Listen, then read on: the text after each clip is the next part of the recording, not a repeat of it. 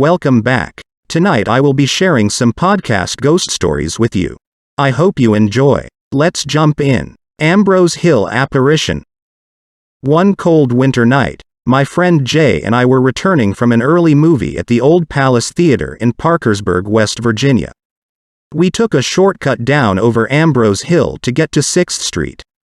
As usual, a slow-moving freight train was passing by and we had to wait to get across the railroad tracks. It was very cold and there was maybe an inch of fresh snow on the ground. The night was clear, and we were stomping our feet trying to stay warm. Out of the corner of my eye, I saw a black shadow of a man running towards us, from the east, not behind us. I grabbed my friend, and as we both looked in the direction he was coming from, he just disappeared. How can there be a shadow of a person, but no real person? I don't know, and I'm not sure I want to. Back in the holler. Newly married, my husband was excited to be taking me to visit and meet his grandparents. All I knew about them and the area in which they lived was that it was back in what was referred to as a holler and that they continued to live without many modern-day conveniences. They had electricity, but I found this to be their only convenience. No running water, nothing else that pertained to modern day. They continued to collect water needed from a natural mountain stream at the end of the holler. I found this intriguing considering it was 1985. We were invited to stay the night. I needed to relieve myself before turning in for the night, and my husband escorted me to the outhouse. He had warned me in advance to not be frightened. When asked what he meant by that, he simply replied again that I should not be too concerned with anything I may experience. We headed back to the house, with me in awe of what my husband could have been referring to. At approximately 10 p.m. I was lying on the bed when I heard what sounded like a vehicle trying to make its way up the drive. I sat up, looked out the window, and even saw the headlights. I walked into the dining area where my husband's grandfather sat and told him that company was coming. He told me that there was no one coming. I repeated myself, and again, he told me that no one was coming. I told him that I heard the car, saw the headlights, and even heard a door shutting. He then told me that it happens often. That one will hear a vehicle, see the headlights, and even hear the vehicle door shutting, but that no one would be there. I literally felt the hair on my arms stand up and chills went down my spine. Scared to death, I went into the room where my husband was lying and told him what I had experienced. He smiled and told me once again that he warned me not to be frightened. No one in the family could ever explain the experience. No one knew why or what the reason was for such a phenomenon. This was 23 years ago, and I have carried it with me always. I have never forgotten the experience, and just last summer my husband and I revisited the area. His grandparents both passed away in the early 90s. The house has fallen to ruin and the area itself is now blocked from allowing visitors. I wonder though, if one vehicle still travels the road? Bud Mountain. My family has a long history with the ghosts on Bud Mountain and plenty of other places in West Virginia and other states. However, this story will deal only with Bud Mountain. The first ghost is that of George Sizemore. His stepson killed him. My family moved into the house sometime in the 60s. My mother felt him standing over her bed each night and was so scared that she would not sleep alone, or at least had to have the light burning. The house is not there anymore, but George is. He never was limited only to the house. My aunt had seen him once while she was hanging out clothes at her house, which was down the road. My uncle has seen him staring in the windows at his house. George never does anything or says anything. He just stands there and looks at you. However, I was told that after he died, whenever his wife would walk home at night after visiting her boyfriend, she would see George walking up the road in front of her. That might be why they moved. The other ghost is that of old Mrs. Eastridge. She was supposed to be somewhat mean and crazy. My mother saw her standing at the foot at one of the beds in the house, and my grandmother would hear the bed springs creak like someone was getting out of bed and then footsteps going to the kitchen. They would stop at the sink as if she was getting a drink of water, and then they would return to the bedroom where the bed springs would once again creak. Burned souls. Story has it that about 20 years ago, a woman and her 2 children had a house down below where my double wide is now. The kids were playing with matches and caught the house on fire while their mother was asleep. They burned to death. Well, one night during Christmas break, my friend Rebecca stayed the night with me.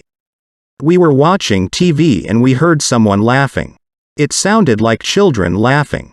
Well, I told Becky about the story and she really freaked out. We decided to have a midnight snack. As we walked into the kitchen, we saw a woman rocking in a rocking chair. We didn't have one, so that's what got us really scared. We ran into my grandpa's room. He said we were seeing things. We tried to sleep, but the laughing kept us up. The next morning we got up. The rocking chair was not there. We went outside to ride the four-wheeler. And there laid a ball beside my window. Buried under the house. I used to stay with my grandma and grandpa in Logan County, West Virginia. They lived at a place called Madison Creek by the river. Although she has mentioned on a few occasions before she died, I can't remember much about who owned the house grandma and grandpa lived in before they bought it, as I was a young girl. I do know something wasn't right in that house. The bedroom adjoining the living room always made the hair stand up on the back of my neck. And when I slept in there, it always felt as if someone was watching me from the walk-in closet in that room. When I told her I didn't like sleeping in there by myself, she began to tell me how there was something in that room that used to pull the covers off anyone who slept in that room. She also told me about the knocking that was heard in there for many years. Every night, up close to the ceiling, not too far from the closet, something would knock loudly about 3 times. She also had a walk-in closet in the dining room that she called the press. That was what she called a closet that size. In the back of this closet was a bloodstain about 6 inches in diameter and what appeared to be blood splatter around it. She said she had scrubbed it multiple times and it always came right back. My grandma knew the man that had lived there before she and grandpa had bought the house. She said that this man was a very mean and hateful man. She went on to recount a story about another man that went missing and the man that lived in the house at the time hated very much. My grandmother believed that the man who lived in her house before she bought it had killed the man who went missing, and this accounted for the bloodstain in the walk-in closet and the strange happenings in the bedroom off from the living room. She believed he had buried him under the house. There used to be a small cellar under the house, but Grandma had Grandpa sealed off the old cellar and cover it up as best as possible with dirt. She said the phenomenon happened less and less after that. Sadly, my grandparents have both passed away, but my uncle still lives there. Maybe someday someone will dig the old cellar out and see if any remains can be found. Grandma never came forward because she was afraid people would think she was crazy. Campbells Creek Spirit. The house that I grew up in on Campbells Creek in eastern Kanawha County had a restless spirit in it. On more than one occasion, we would hear a clanking noise coming from the area where the fireplace used to be. It was a metallic sound like someone hitting a fire grate with a poker. The most frightened story, however, was one night my mother and I were in the basement watching TV. It was close to time for my father to be coming home from Wednesday evening church service. We heard the front door open and close, followed by footsteps across the floor. However, my father never called down as he usually would, and he did not come downstairs.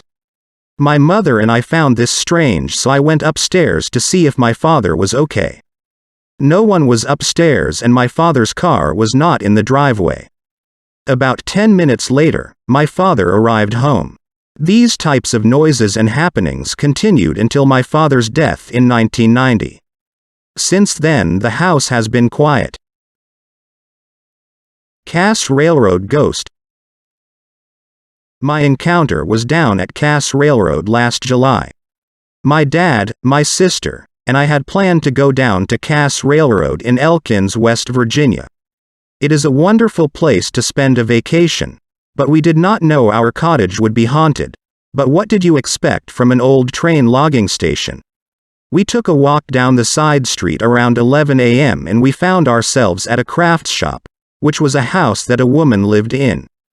We all looked around the house admiring the wonderful crafts and candies when suddenly out of the corner of my eye I see a white flash zoom past me. It was not a car because I did not hear anything, and I asked the woman that lived there if the place was haunted. She replied, "There's a little girl that died in the house because she was very ill, and the doctor didn't know how to treat her or didn't attempt to. She also said that she plays with the stuffed bears every morning and leaves them on the ground for her to pick up each day." After that encounter we took the train right up to the Bald Knob. It was late when we got back to the train station. So, we ate our dinner and headed toward the cottage. As we entered the cottage and settled in for the night, my sister and I slept downstairs and my dad slept upstairs. It was around 10 p.m. when I heard a woman scream, and it sounded like it was right outside the window, so I jumped up and looked to see if I could see anything, but there was nothing out there. Then it sounded like someone was trying to get into the back door, or someone was opening the screen door making it swing open, but there was no one there.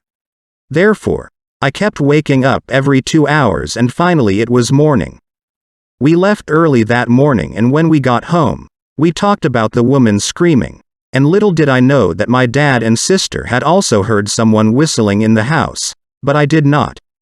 They heard the woman scream and a man whistling, but I did not hear the man, I only heard the woman screaming. I really should have brought my camera, but I did not have one at the time, but next time I go there, I will be sure to catch something on the tape. If anyone has an experience like that from Cass, please share it because I hope I am not going crazy. Elkins Downtown Ghost. In downtown Elkins there are a lot of old buildings. On Davis Avenue, a long time ago there was a great fire that destroyed 3 blocks of the city and 12 people died. One of those people was Sarah Goodwest. She died in the old Opera House. If you go to the Wilson Building, which now stands where the Opera House did, you can hear her scream. Another place is the train station. One night a group of friends and I went there at around 11 p.m.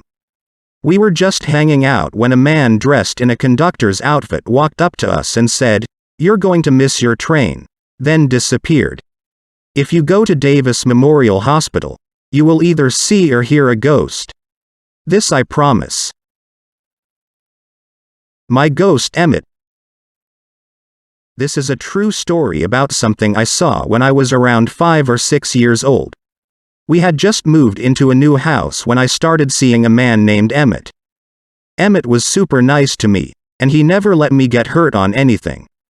Emmett would always get me whatever I wanted if it was too high up for me to reach. Which made my mom and dad wonder how I got it. My mom thought I had an imaginary friend. I talked about Emmett all the time. He was my best friend at that time. Mom asked me what he looked like and how old was he. I described him to her, and she shook her head. The problem with Emmett being my imaginary friend was that I never saw Emmett when I was away from the house.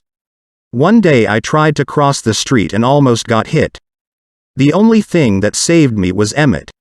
He grabbed my shirt by the back and pulled me to him. He never left the sidewalk. I cried. Mom whipped me and Emmett got mad. I was scared, so I told Mom. She made Emmett mad. She just laughed. She had been telling the landlord about my imaginary friend earlier in the day, and he had told her some news.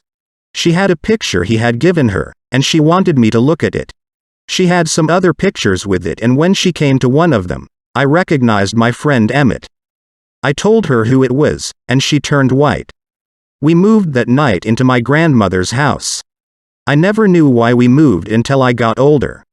I asked my mom about leaving Emmett when I was little, and she said Emmett was a real person who had died in the house.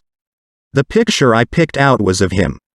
I had never seen this man before we moved there, and she had never known him. When I told her, he was mad and then seen the picture and identified him. Her and my dad decided to move. Neither one of them wanted to live in a house with a ghost, especially one who was mad at them because of me. I still remember Emmett, but I don't really remember thinking at the time he was a ghost. Anyone else have any encounters like this? ExPatient. I am a respiratory therapist at Beckley Appalachian Hospital. This story occurred less than a week ago on the floor I had that night. It was around 10:30 at night and I was waiting to do a procedure on a patient in a room at the end of the hallway. I was standing in the hallway facing towards the center of the hospital talking with one of the nurses who was facing in the opposite direction. Well, from the corner of my eye I saw a man standing in the doorway of the room I was waiting to enter. So I assumed it was my patient telling me he was ready for his test. But as I turned, I heard footsteps and the man was gone.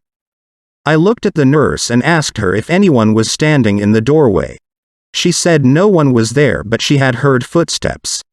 We both checked surrounding rooms and found all patients were in bed and had been for a while. The really creepy part is that I could make out details about this person.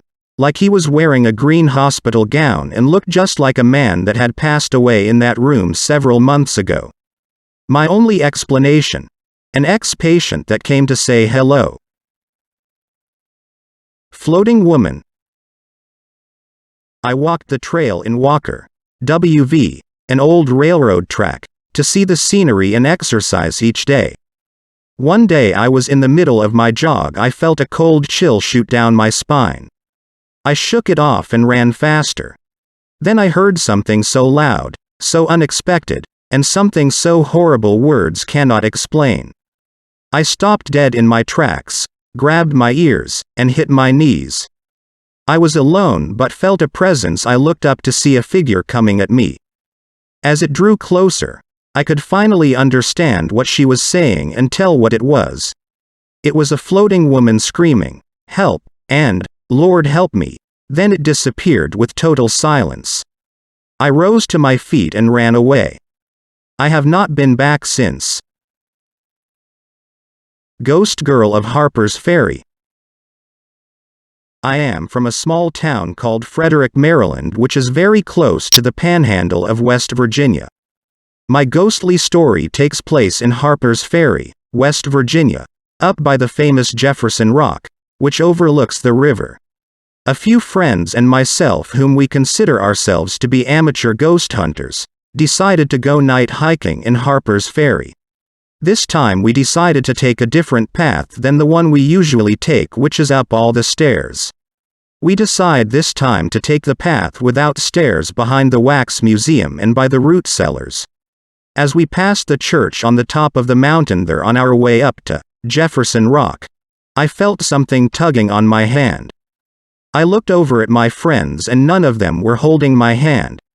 I looked down at my hand and there stood a little girl all dressed in white holding onto my hand and a puppy walking next to her. As we continued up to Jefferson Rock, the little girl was still holding onto my hand, following my every move. I hope everyone enjoyed these stories tonight. Please like and subscribe to the channel to see new content as it's released.